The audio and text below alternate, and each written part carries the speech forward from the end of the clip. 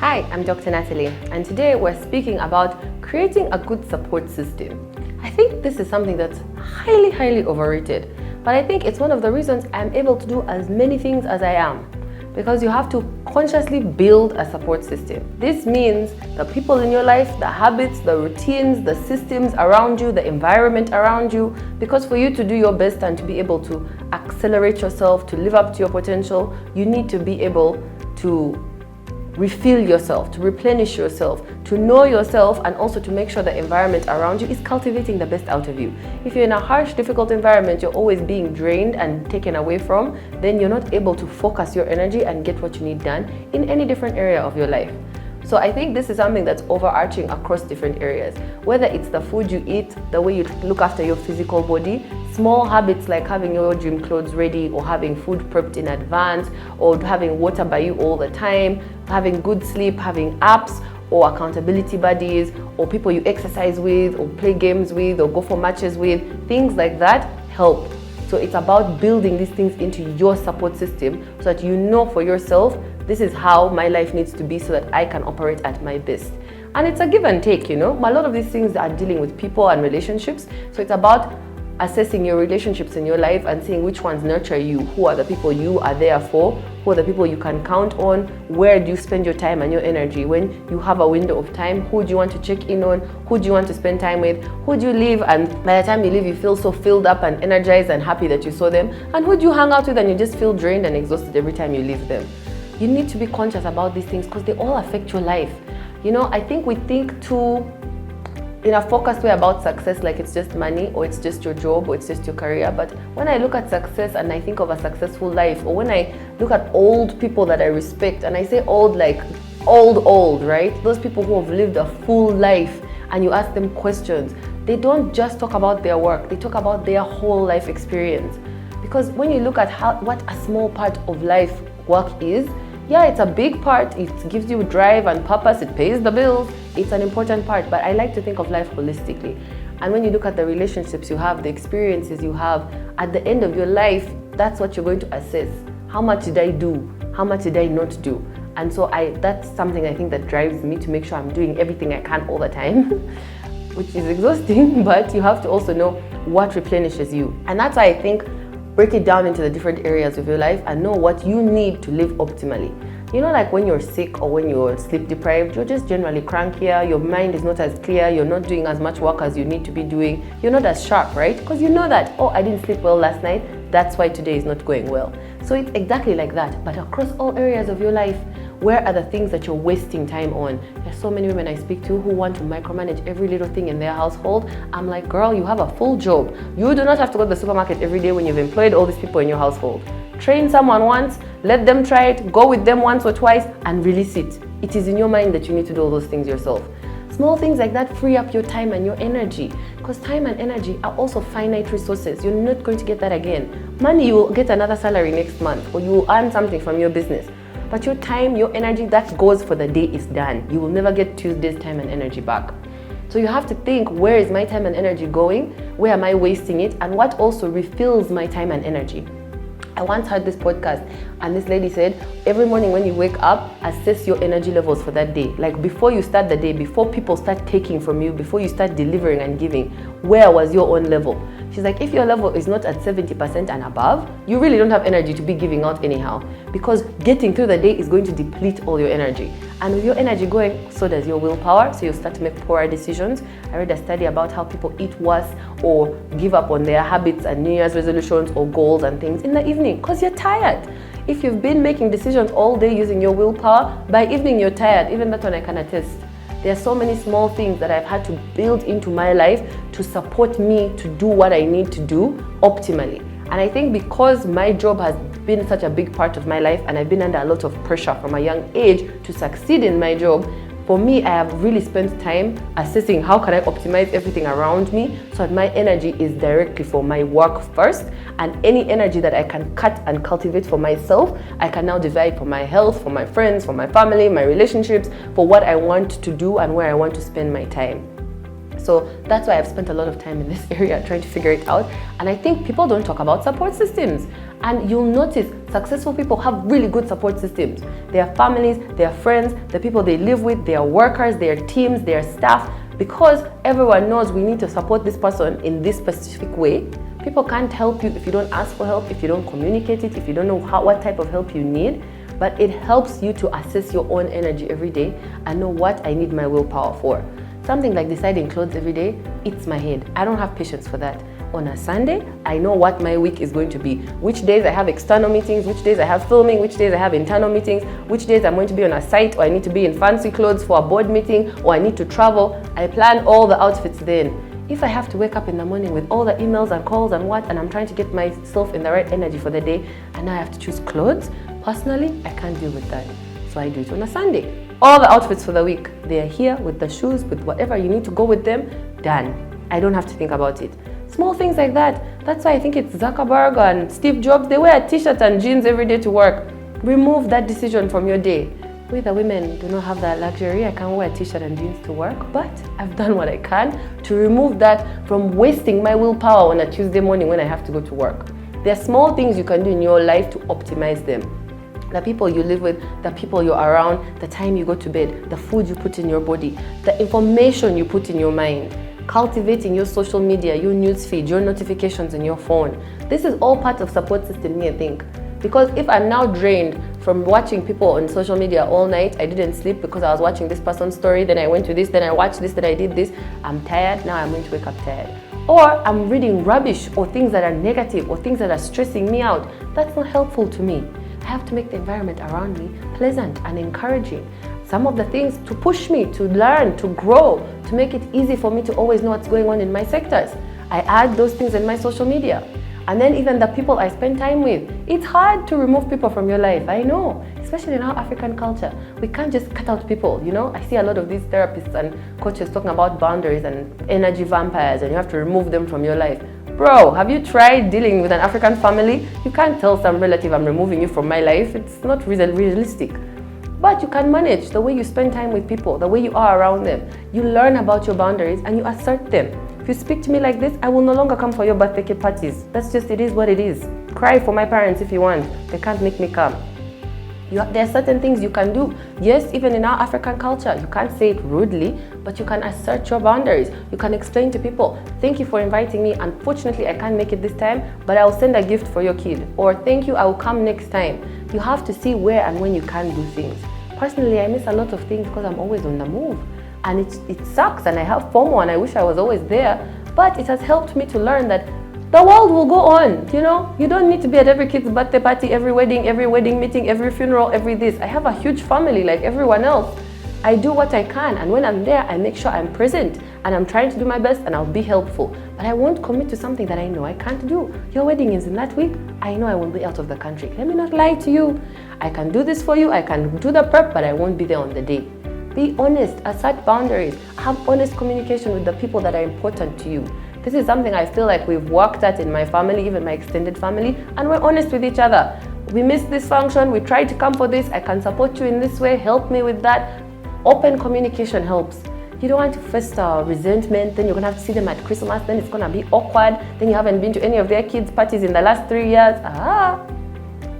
You have to think long term for certain things. Relationships, I always like to think long term. Is it easier to have a 5-minute conversation that's difficult? It's going to be uncomfortable. I'm sorry to let you down, or I have to bring up this difficult issue, and we talk about it and we both move on? Or are we all just going to pretend it hasn't happened, and then every single family function there's going to be this awkward tension, or this one said that, or that one did this, or this one refused to come for that? Please, me, I don't have time for that. You're my relatives. I'm going to see you for the rest of my life. We have to have certain things done, dealt with, because it creates a better environment for me. I don't want to dread going to my cousin's wedding. No, I need peace. That's something I value. It's part of my support system.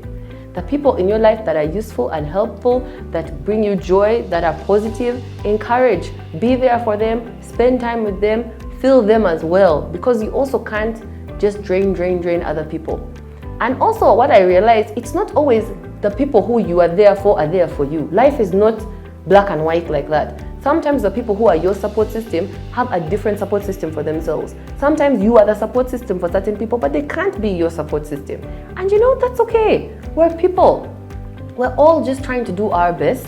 And I think taking it upon yourself to be a bit more responsible, accountable, communicate better, that's what we can do as individuals. How other people take it or respond to it or react to it, you can't control. But you can be the best version of yourself in that moment for them and for yourself.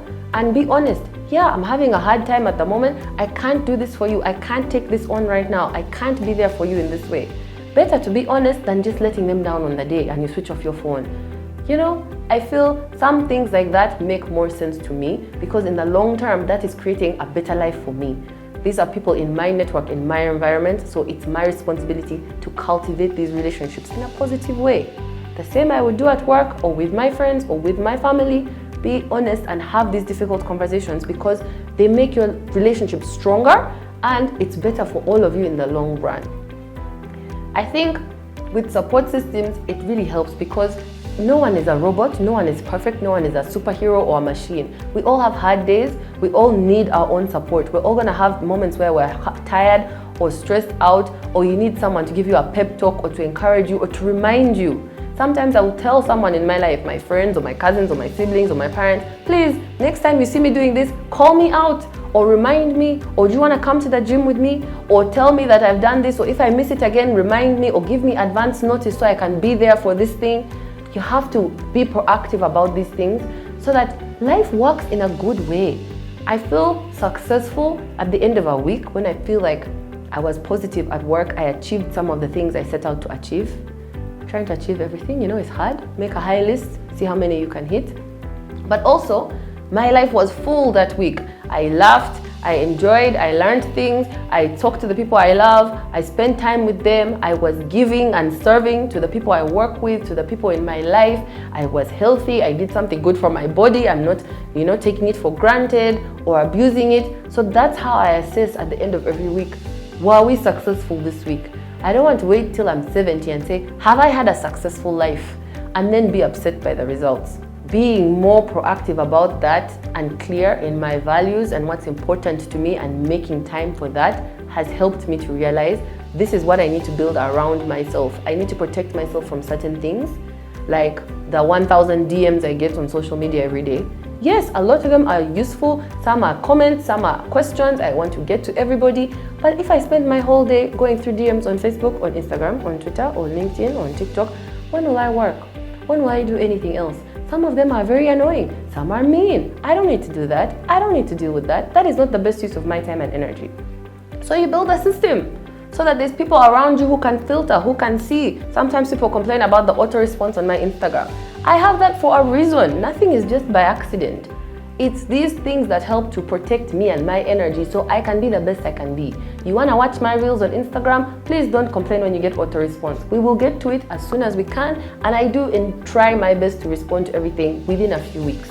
But I have to do that. Otherwise, I can't work and I can't do what I need to do, what needs my energy in that moment.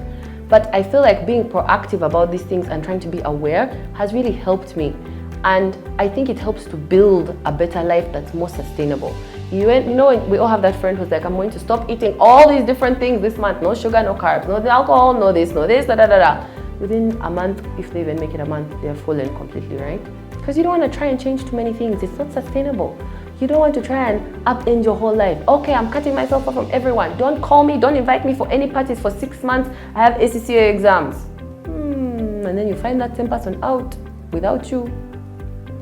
I think people mean well when they say these things. But me, I think life is long. I learned that from Gary Vee. People keep saying life is short, life is long.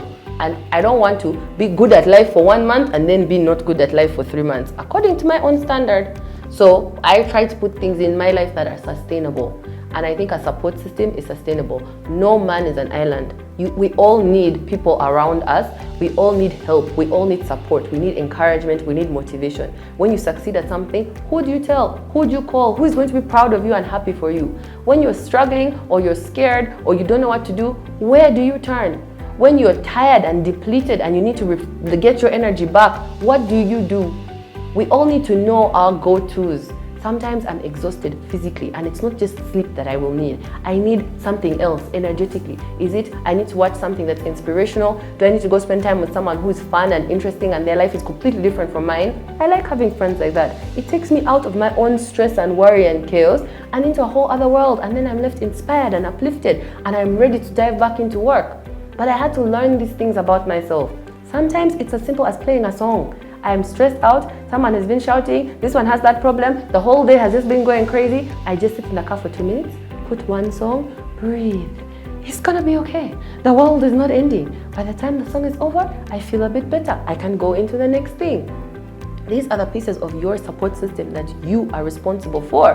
Don't take your bad mood and bad energy and pour it all over other people who didn't do anything to deserve that. Even those who did deserve it, we have to learn how to communicate in a better way, Pause, breathe, calm down before you respond. But these small things help you to live, I think, in a more sustainable way.